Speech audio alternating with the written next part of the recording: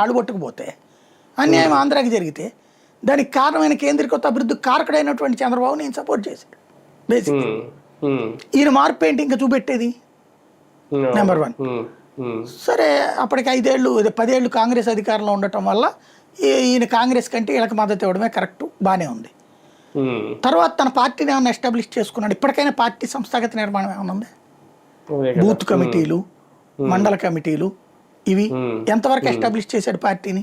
ప్రతిసారి నాకు టైం దొరకలేదు, చేయలేదు, టైం చాలలేదు, 12 ఏళ్లలో నీకు టైం చాలలేదా బూత్ కమిటీలు వేయడానికి? తెలుగుదేశానికి బూత్ కమిటీలు ఉన్నాయా?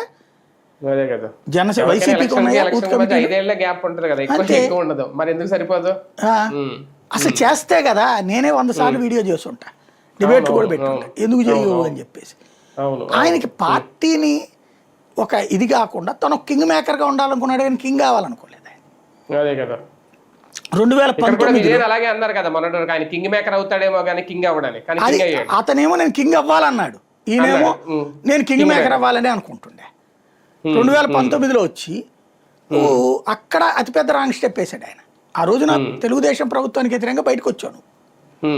అదే టెంపో మెయింటైన్ చేస్తే నాకు తెలుసు 15-20 సీట్లన్నీ వచ్చుండే అతనికి. ఆ వారా జగన్కి తగ్గాయి, జగన్కి 150 వచ్చినాయి కదా.